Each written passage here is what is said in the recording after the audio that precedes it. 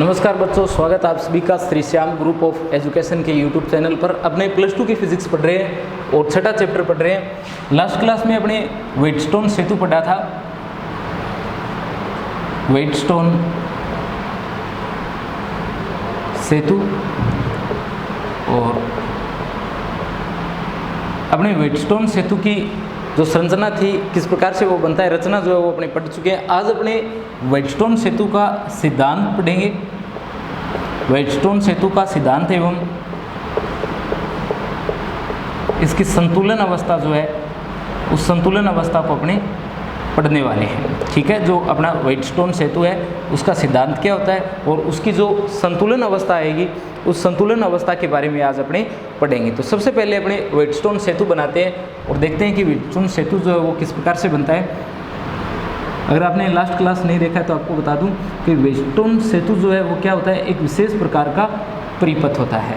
ठीक है, और इस परिपथ के अंदर 4 प्रतिरोध जुड़े होते हैं, P, Q, R और S। और जो P और Q प्रतिरोध है, इनको अपने P और Q प्रतिरोध जिन भुजाओं में जुड़े हुए हैं उनको अपने अनुपात भुजाओं के नाम से जानते हैं। और जिस भुजा के अंदर प्रतिरोध R जुड़ा हुआ है उसे अपने ज्ञात भुजा कहते हैं, और जहाँ प्रतिरोध S जुड़ा हुआ है उसे अपने अज्ञात भुजा के नाम से जानते हैं, क्योंकि जो S वाली भुजा है वहाँ पर अपने अज्ञात प्रतिरोध जोड़ते हैं और जहाँ R जुड़ा हुआ है वहाँ अपने ज्ञात प्रतिरोध को जोड़ते हैं। और इन दोनों के मध्य अपने क्या करते हैं, एक गैल्वेनोमीटर जो है उसे जोड़ देते हैं। तो ये एक गैल्वेनोमीटर है जिसकी कुंजी जो है वो K2 है। और इसके साथ में अपने एक सेल जोड़ देते हैं। सेल ये E है और ये सेल की कुंजी है, ये सेल की कुंजी है। ये पॉइंट A, B, C और D है। A, B, C और D 4 अपने पॉइंट है, 4 भुजाएं बन गई, AB, BC और AD और DC। ठीक है, इसके अंदर ये दोनों भुजाएं अपनी अनुपात भुजाएं, ये ज्ञात भुजा, ये अज्ञात भुजा, ये धारामापी भुजा A और C जो है इसे अपने सेल भुजा के नाम से जानते हैं। अपने ये मान लेते हैं कि इस भुजा से I धारा जो है वो प्रवाहित हो रही है। कितनी धारा जा रही है? I धारा जा रही है, और इसे मैं कुंजी K1 के नाम से लिख देता हूँ। अब देखिए, ये जो I धारा अपनी आएगी, ये पॉइंट A जो है, पॉइंट A अपना एक संधि बिंदु है, और संधि बिंदु पर जाकर के धारा जो है वो क्या हो जाएगी, अलग अलग भागों में विभाजित हो जाएगी। इसका एक पार्ट जो है वो जाएगा प्रतिरोध P की ओर। मान लेते हैं कितनी धारा जा रही है, I1 जा रही है, और इसका दूसरा पार्ट जो है I2 वो जाएगा भुजा D की ओर। और पॉइंट B फिर से एक संधि बिंदु अपना बनता है, और यहाँ जा कर के फिर से धारा जो है वो 2 भागों में विभाजित हो जाती है। अपने इस ओर जो धारा जा रही है उसे लिख देते हैं I3, और जो D से करंट जा रहा है उसे मैं लिख देता हूँ I4। I3 और I4 फिर से पॉइंट C पर जाकर के मिलते हैं और किसके बराबर आते हैं, कुल धारा I के बराबर आते हैं। ठीक है, तो इसका जो अपने सिद्धांत या संतुलन अवस्था पढ़ने वाले हैं, इसके अंदर सबसे पहले तो अपने ये बात बोलेंगे कि सबसे पहले अपने कुंजी K1 को क्या किया जाएगा, बंद किया जाएगा। जैसे ही अपने कुंजी K1 को बंद करेंगे डाट की सहायता से, तो यहाँ से धारा क्या होनी शुरू हो जाएगी, प्रवाहित होना शुरू हो जाएगी। तो ये धारा आगे जाकर के पॉइंट A पर जाएगी और ये I1 और I2 के रूप में विभाजित हो जाती है। फिर ये धारा पॉइंट B पर पहुँचती है। पॉइंट B पर जाकर के फिर से एक संधि बिंदु मिलता है पॉइंट B, और यहाँ भी धारा जो है वो 2 भागों में विभाजित हो सकती है, एक भाग D की ओर और एक भाग C की ओर जा सकता है। परंतु अपने यहाँ क्या करते हैं, कुछ स्पेशल केस पढ़ते हैं। उन स्पेशल केस के अकॉर्डिंग क्या होगा, पॉइंट B पर जाकर के करंट जो है वो अलग अलग भागों में बंटेगा। इसी तरीके से पॉइंट D भी अपने क्या करेंगे, एक स्पेशल केस देखेंगे और देखेंगे कि A, B और D जो है यहाँ धारा जो है वो किस प्रकार से विभाजित होती है। तो स्पेशल केस के अंदर सबसे पहले अपने ये मान लेते हैं कि पॉइंट B जो है, पॉइंट B का विभव क्या है, पॉइंट D से ज़्यादा है। अगर पॉइंट B का विभव पॉइंट D से ज़्यादा है तो जो करंट अपनी, इसे सबसे पहले जोड़ेंगे, तो जो करंट अपने IG है, IG का मतलब हो गया, G का मतलब गैल्वेनोमीटर है, स्मॉल g का मतलब गैल्वेनोमीटर है। ठीक है, धारामापी अपने जिसे बोलते हैं। तो स्मॉल g क्या है, गैल्वेनोमीटर है। तो धारामापी में जो धारा IG जा रही है वो किस ओर जाएगी, वो B से डी की ओर जाएगी।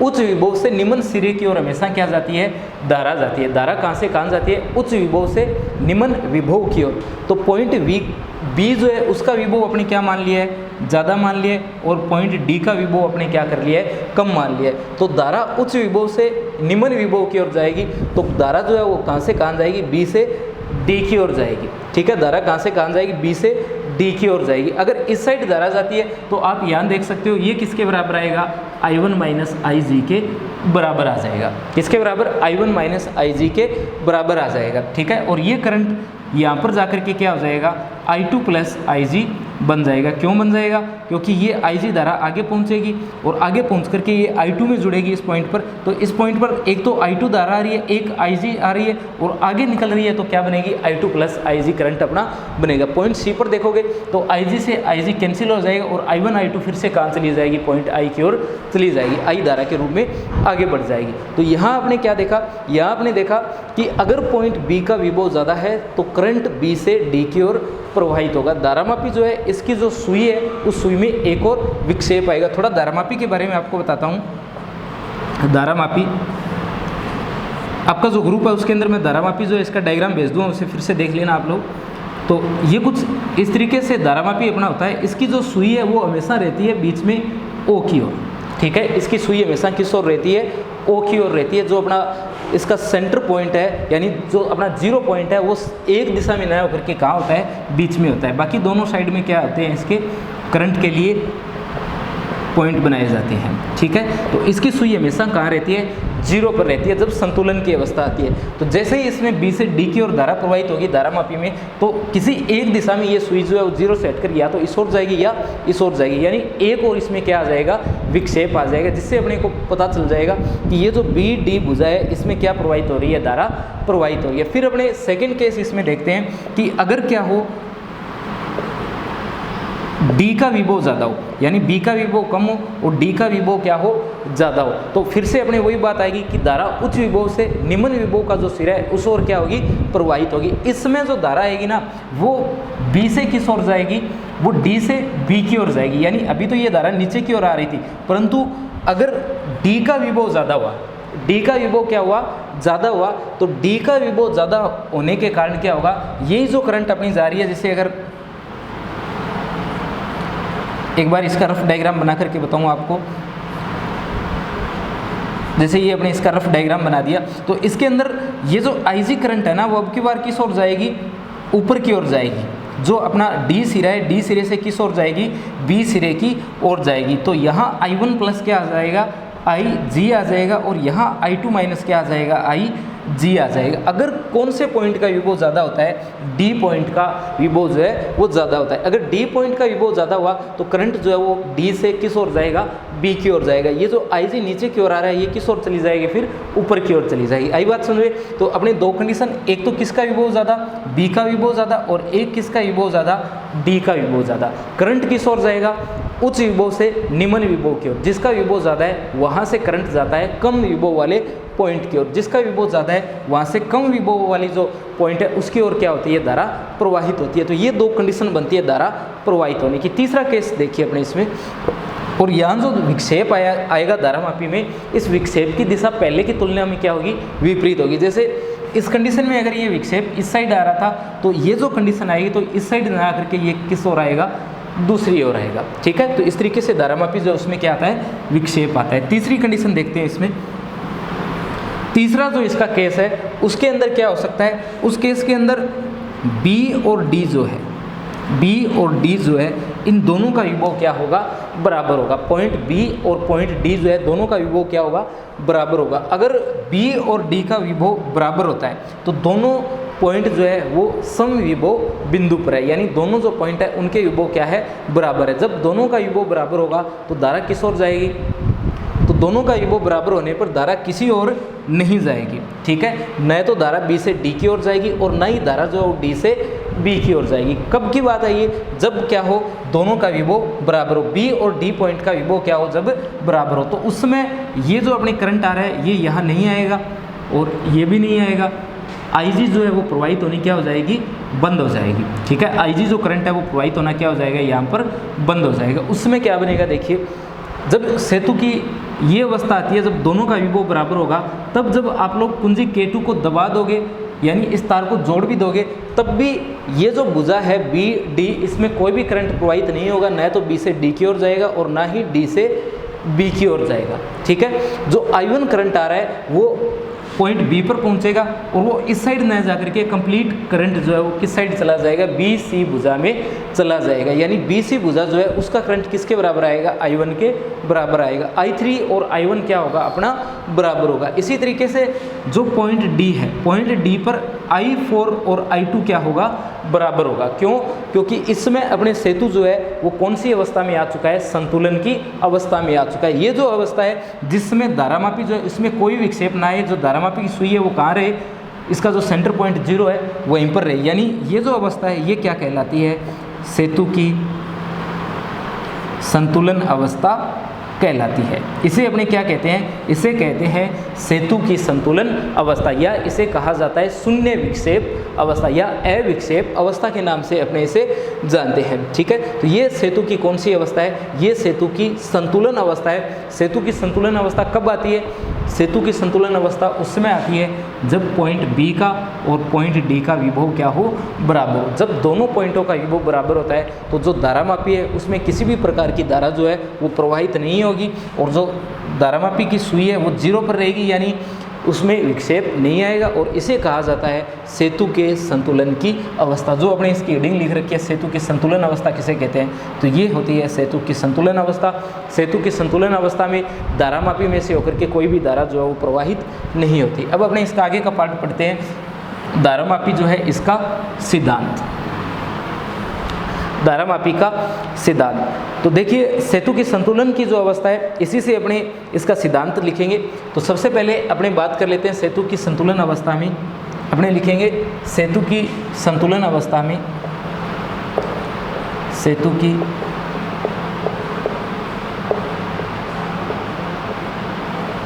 संतुलन अवस्था में,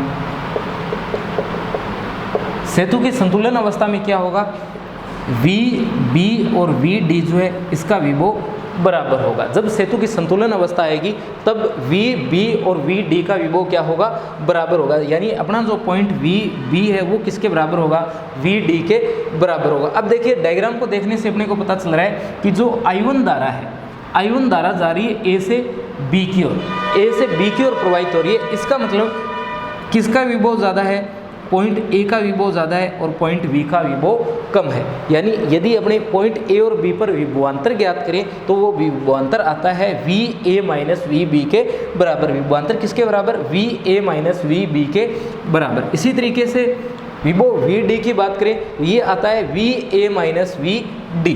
कितना आता है, वी ए माइनस का वी डी। ठीक है, क्यों आता है, क्योंकि इन दोनों पॉइंटों के मध्य अगर विभवांतर ज्ञात किया जाए तो धारा की दिशा से आप लोग देख सकते हो, धारा किस ओर जा रही है, ए से डी की ओर जा रही है और धारा हमेशा उच्च विभव से निम्न विभव की ओर प्रवाहित होती है। इसका मतलब ए का विभव ज़्यादा है और डी का विभव क्या है, कम है। तो धारा जाएगी अपनी V A minus V D विभवांतर जो है इसके अनुसार। अब देखिए ये जो लाइन लिखी है इसे आप ये भी याद रख सकते हो कि अपने ये जो समीकरण है इस समीकरण में दोनों तरफ अपने क्या कर रहे हैं, वी ए जो है उस वी ए में से दोनों पार्टों को क्या कर रहे हैं, माइनस कर रहे हैं। यानी अपने लिख रहे हैं V A minus V B और V A minus V D. अब देखिए V A minus V B, V A minus V B ये विभवांतर है और विभवांतर V इक्वल आर आई होता है। आर की जगह प्रतिरोध P है और करंट कितना है, I1 है, तो ये बनेगा PI1, PI1 V equal are आई सूत्र से। और यहाँ देखिए V इक्वल आर आई सूत्र से R और I2, ये क्या आएगा, R और I2 आएगा। तो ये अपने पास में जैसे समीकरण 1 बन गई। तो अपने क्या लिख दिया, PI1 बराबर RI2। ये विभवांतर किसके बराबर है, PI1 के, और ये किसके बराबर है, RI2 के। आगे बढ़ते हैं और अपने बात करते हैं इस भुजा की B और C की, D और C की। तो आप देख सकते हो B और C में से किसका विभव ज़्यादा है, B जो है उस B का विभव ज़्यादा है। अगर B और C के विभव की बात करें तो जो बी पॉइंट है इसका विभव ज़्यादा है और जो सी पॉइंट है इसका विभव क्या है, कम है। बी का विभव ज़्यादा है, इस बात का पता कैसे चलता है, बी का विभव ज़्यादा है इसका पता हमें चलता है इस करंट की डायरेक्शन से। ये जो करंट है ये कहाँ से कहाँ जा रही है, ये बी से सी की ओर जा रही है, बी से सी की ओर जा रही है, इसका मतलब पॉइंट बी का विभव ज़्यादा है और सी का विभव क्या है, कम है। तो अपने लिख सकते हैं इसे, इसी समीकरण को लिखेंगे पहले तो, और ये बनेगा वी बी माइनस का वी सी, और इस साइड बनेगा वी डी माइनस का वी सी।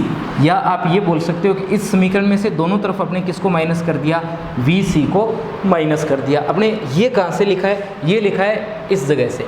ये पॉइंट बी है जो ज़्यादा विभव पर है और ये पॉइंट सी है जो कम विभव पर है।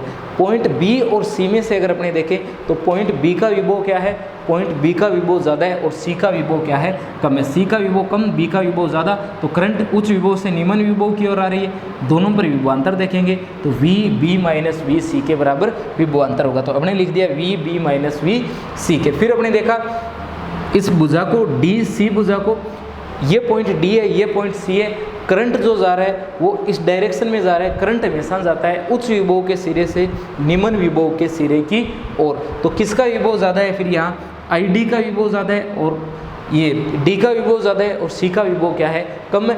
तो यहाँ विभवांतर आएगा V D minus V C, V D minus V C. इसे क्या लिख सकते हैं, देखो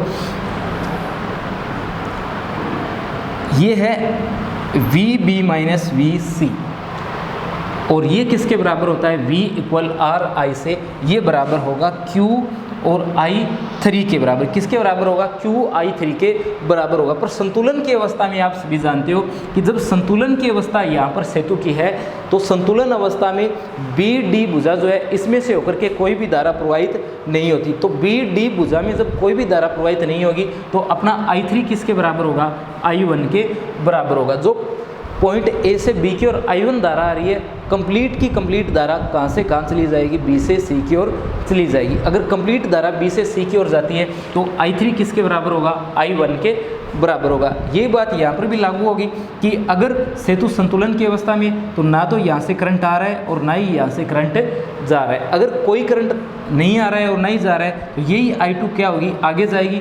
इसका मतलब I4 किसके बराबर होगा, I2 के बराबर होगा। यानी अपने लिखेंगे Q और Q के साथ में I1 किसके बराबर, SI2 के बराबर। और समीकरण 2 तो ये बनेगा PI1 RI2 QI1 SI2। ये जो समीकरण 1 है, इस समीकरण 1 में समीकरण 2 का क्या कर देते हैं, अपने भाग लगा देते हैं। जब समीकरण 1 में समीकरण 2 का भाग लगाते हैं तो आप देखिए क्या बनेगा, ये बनेगा PI1 बराबर RI2 अपॉन QI1 बटा SI2।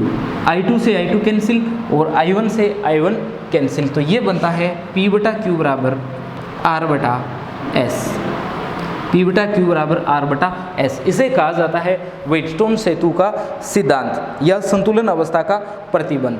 ठीक है, ये क्या है, व्हेटस्टोन सेतु का सिद्धांत है, या आप इसे बोल सकते हो व्हेटस्टोन सेतु की संतुलन अवस्था का प्रतिबंध।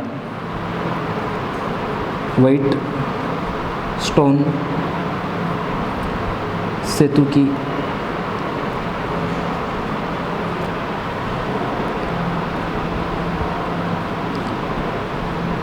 संतुलन अवस्था का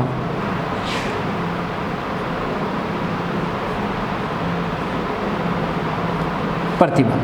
ठीक है, तो अगर आपसे पूछा जाए कि व्हेटस्टोन सेतु की संतुलन अवस्था का प्रतिबंध लिखिए तो आप लोग बताओगे P बटा Q बराबर होता है R बटा S के। ठीक है, अब देखिए बिल्कुल शुरुआत में जब मैंने आपको रचना बताई थी व्हेटस्टोन सेतु की तो उसमें मैंने आपको बताया था कि जो P और Q है, इस PQ को किस नाम से जाना जाता है, जहाँ PQ जुड़े हुए हैं इन भुजाओं को अनुपात भुजाओं के नाम से जानते हैं। क्यों जानते हैं, तो ये आप लोग देख सकते हो यहाँ पर ये क्या आ रहा है, P बटा Q आ रहा है, यानी P और Q का अनुपात आ रहा है, इसलिए P और Q को जाना जाता है अनुपात भुजाओं के नाम से। R जहाँ पर जुड़ा है वो कौन सी भुजा है, वो ज्ञात प्रतिरोध की भुजा होती है। जिस प्रतिरोध का मान अपने को ज्ञात होता है वो कहाँ जोड़ते हैं, आर की जगह जोड़ते हैं, और जिसका मान अपने को ज्ञात करना होता है उसे कहाँ जोड़ते हैं, जो एस है उस जगह जोड़ते हैं। तो ये अपना टॉपिक था व्हीटस्टोन सेतु। और व्हीटस्टोन सेतु का सिद्धांत अगर पूछे तो बताओगे पी बटा क्यू बराबर आर बटा एस। पर इसके अंदर आपको ध्यान ये रखना है कि व्हीटस्टोन सेतु का सिद्धांत अगर पी बटा क्यू लिखते हो तो ये याद रखना कि पी और क्यू आपने कहाँ रखे हैं। पी और क्यू इन दोनों पॉइंट पर आएंगे। अगर आप लोग क्यू को यहाँ लिख देते हो और ये सिद्धांत लिखते हो तो फिर ये गलत भी हो सकता है आपका। हालांकि फॉर्मूले में ज़्यादा फर्क नहीं पड़ेगा, क्योंकि आप देख सकते हो ये आपके व्युत्क्रम, अगर आप इन्हें देखो तो आप यहाँ आर लिख सकते हो और यहाँ क्या लिख सकते हो, क्यू लिख सकते हो, क्योंकि जब वज्र गुना किया जाएगा तो सेम रिजल्ट आपको प्राप्त होना है। पर याद रखना पी और क्यू जो है वो अनुपात के रूप में यहाँ पी आएगा और यहाँ क्या आएगा, क्यू आएगा। ठीक है, तो पी और क्यू की पोजीशन याद रखना और आर और एस की पोजीशन भी आप लोग याद रखना। ठीक है, आगे बढ़ते हैं अपने और बात करते हैं व्हीटस्टोन सेतु के सिद्धांत की। फिर से बात करेंगे, परंतु अब अपने बात करेंगे किरचॉफ के नियम के द्वारा व्हीटस्टोन सेतु का सिद्धांत।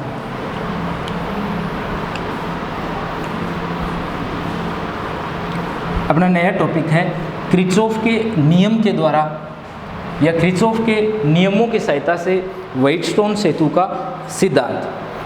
अपने लिखेंगे व्हीटस्टोन सेतु के संतुलन अवस्था के लिए प्रतिबंध और किसकी सहायता से, किरचॉफ के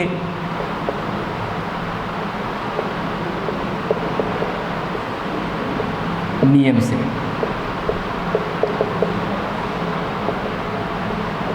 किरचॉफ के नियम से व्हीटस्टोन सेतु के संतुलन अवस्था का प्रतिबंध। और सबसे पहले अपने एक बार फिर से क्या करेंगे, व्हीटस्टोन सेतु जो है वो बनाएंगे।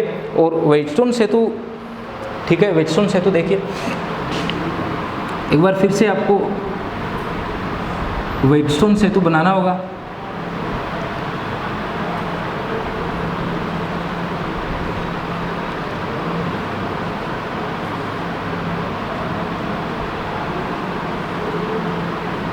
ये क्या है, अपना व्हीटस्टोन सेतु है। ठीक है, और ये भुजा P Q R S है।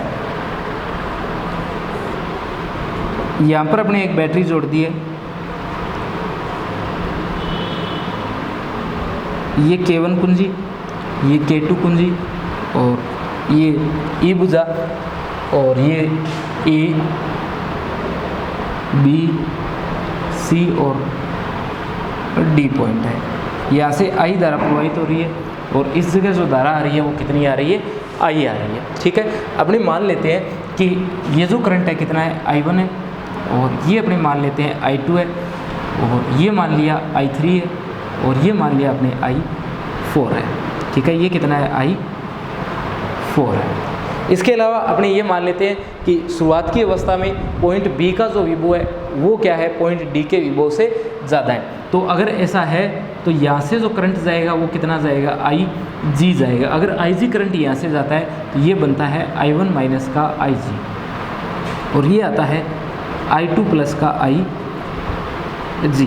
ये बनेगा I1 माइनस IG और ये बनेगा I2 प्लस IG। अब अपने यहाँ दो लूप बन जाते हैं। देखिए दो लूप बन गए, ये लूप फर्स्ट है और ये लूप अपना सेकंड है। अपने मान लेते हैं कि लूप फर्स्ट में इस प्रकार से घूम रहे हैं और लूप सेकंड में भी अपने क्या कर रहे हैं, इस ओर घूम रहे हैं। तो अपने इसके घूमने की डायरेक्शन बना लिए। अपने इस तरीके से क्या कर रहे हैं, लूप फर्स्ट में घूम रहे हैं और इसी तरीके से अपने क्या कर रहे हैं, लूप सेकंड में घूम रहे हैं। सबसे पहले अपने लिखेंगे पास फर्स्ट के लिए, पास फर्स्ट के लिए किरचॉफ के नियम से। ध्यान रखना यहाँ किरचॉफ का सेकंड नियम लगेगा। किरचॉफ के सेकंड नियम से आप लोग लिख सकते हो किरचॉफ के द्वितीय नियम से। और किरचॉफ के द्वितीय नियम से अपने सबसे पहले जाएंगे ए से बी की ओर। आप गए ए से बी की ओर तो ये आया I1P। क्या आया, I1P। और किसका लिखा जाएगा, प्लस का लिखा जाएगा। क्यों, क्योंकि अपने जिस दिशा में जा रहे हैं उसी दिशा में क्या प्रवाहित हो रही है, धारा प्रवाहित हो रही है। तो धारा की दिशा और अपने घूमने की दिशा क्या है, समान है। फिर अपने बी से डी की ओर जा रहे हैं तो अपने आने की दिशा और धारा की दिशा क्या है, समान है। तो अपने लिखेंगे प्लस का IG और जी, ठीक है। कैपिटल जी जो है वो मान लिया क्या है, धारा मापी का प्रतिरोध है। आप लोग आर जी से भी इसे लिख सकते हो, मैं सिर्फ जी से लिख रहा हूँ, कैपिटल जी से। तो ये क्या आया, प्लस का आई जी आया। फिर अपने पहुँचे पॉइंट डी पर, अपने गए पॉइंट डी से ए की ओर। तो पॉइंट डी से ए की ओर जाएँ तो आप देख सकते हो धारा की दिशा और अपने चलने की दिशा क्या है, विपरीत है। तो ये आएगा माइनस का आई टू आर, माइनस का आई टू आर किसके बराबर, 0 के बराबर। फिर इसे मैं लिख देता हूँ समीकरण 1। और बात करते हैं अपने समीकरण 2 के लिए, यानी अपने लिखेंगे 5 सेकंड के लिए, 5 सेकंड के लिए किरचॉफ के नियम से, किरचॉफ का दूसरा नियम अपने क्या करेंगे, 5 सेकंड के लिए लगाएंगे। तो किरचॉफ के दूसरे नियम से देखिए अपने जाएंगे बी से सी की ओर, बी से सी की ओर जा रहे हैं। करंट कितना है, I3 है, करंट कितना है, I3 है, और साथ में क्या आएगा, Q आएगा। तो ये आएगा I3Q, और प्लस का आएगा क्योंकि अपने चलने की डायरेक्शन और करंट की डायरेक्शन क्या है, समान है। फिर अपने गए इस डायरेक्शन, अपने गए सी से डी की ओर। तो आप देख सकते हो कि अपने चलने की डायरेक्शन और धारा की डायरेक्शन अपोजिट है। तो माइनस का आएगा, माइनस का I4 और साथ में S, माइनस का I4S। और फिर माइनस का ये आएगा, क्यों, क्योंकि अपने जाएंगे डी से बी की ओर, अपने चलने की डायरेक्शन और इसकी डायरेक्शन अपोजिट है। करंट इस डायरेक्शन में आ रही है और अपने ऊपर की ओर जा रहे हैं। तो ये आएगा माइनस का IG और G किसके बराबर, 0 के बराबर। ये अपनी इक्वेशन सेकंड आ जाती है। इक्वेशन सेकंड के अंदर आप लोग पहले मान रख सकते हो किसका, I3 का। अगर I3 का मान रखा जाए तो I3 देखिए कितना है, I3 है I1 माइनस IG और Q, कितना है, I1 माइनस IG और Q। माइनस का I4 कितना है, I2 प्लस IG, और माइनस का IG G किसके बराबर, 0 के बराबर। ये अपनी यहाँ पर सेकंड इक्वेशन आ जाती है, ठीक है। सेकंड इक्वेशन तक अगर आपने कर लिया है तो आगे देखिए इसके अंदर अपने क्या बनेगा, ठीक है। ये आपकी फर्स्ट इक्वेशन है और ये क्या है, सेकंड इक्वेशन है। अब अपने बात करते हैं सेतु की संतुलन अवस्था में। अपने लिखेंगे सेतु की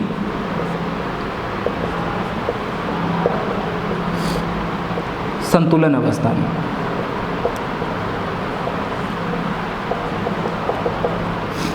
अगर सेतु संतुलन अवस्था में आ जाता है तो मैंने आपको बताया कि B और D जो है उनका विभव क्या होगा, बराबर होगा। अगर B और D का विभव बराबर होगा तो IG का मान कितना हो जाएगा, 0 हो जाएगा। जब B और D बराबर विभव पर आ जाएंगे तो IG का मान अपना कितना प्राप्त होगा, आपको 0 प्राप्त होगा। तो अगर IG बराबर क्या हो, 0 हो, तो IG का मान 0 जो है वो आप कहाँ रखोगे, समीकरण 1 व समीकरण 2 में क्या रखेंगे, IG बराबर रखेंगे 0। समीकरण 1 और 2 में अगर अपने IG बराबर 0 रखेंगे तो देखिए क्या आएगा। सबसे पहले इसे हटा देता हूँ मैं। तो समीकरण 1 में रखेंगे सबसे पहले IG बराबर 0, तो ये बनेगा I1P ये कितना, 0 और माइनस का I2R, माइनस का I2R बराबर 0। ये बनेगा I1P ये 0 माइनस का I2R बराबर 0। इसे अपने क्या लिख सकते हैं, इसे लिख सकते हैं I1P बराबर I2R। I1P बराबर क्या बनेगा, I2R बनेगा। और ये अपनी बन जाएगी समीकरण 3। समीकरण 3 के बाद अपने क्या करेंगे, समीकरण 2 में भी रखेंगे IG बराबर 0। अगर समीकरण 2 में रखते हैं तो देखिए यहाँ से IG का मान 0, तो ये बनता है I1Q और माइनस का देखिए क्या बनेगा, यहाँ अपने I4 जो है इसके साथ में S आएगा, देखना I4 के साथ में ये जो अपने रखा है ना, एक तो S आएगा और I4 का मान कितना है, I2 प्लस IG है। V इक्वल RI सूत्र S आएगा R की जगह और I की जगह I2 प्लस IG है। ये I4 है, S अपनी जगह है। तो अपने क्या लिखेंगे, माइनस का अपने क्या लिखेंगे, S लिखेंगे, माइनस का S और I2 IG का मान 0, तो ये SI2 आपका बना। फिर अपने आगे बढ़े, इसका मान 0 तो बराबर क्या आएगा, 0 आएगा, ठीक है। तो ये बनता है I1Q बराबर SI2। ये आपकी समीकरण 4 बन जाती है। तो ये समीकरण आपकी 3 है और ये समीकरण 4 है। फिर लिखोगे समीकरण 3 में समीकरण 4 का भाग देने पर, समीकरण 3 बटा समीकरण 4। तो देखिए क्या बनेगा, ये बनेगा I1P बटा I1Q बराबर I2R बटा I2S। I2 से I2 कैंसिल, I1 से I1 कैंसिल, P बटा Q बराबर R बटा S। P बटा Q बराबर क्या बन गया? R बटा S बन गया। ठीक है, P बटा Q बराबर R बटा S। इसे अपने कहा जाता है वेटस्टोन सेतु की संतुलन की शर्त। तो इस प्रकार आप लोग क्या कर सकते हो, किरचॉफ के नियम की सहायता से भी जो आपका वेटस्टोन सेतु है उसका संतुलन अवस्था का प्रतिबंध जो है वो प्राप्त कर सकते हो। ठीक है, इसके बाद में मीटर सेतु और रिबो मापी अपने नेक्स्ट वीडियो के अंदर पढ़ेंगे।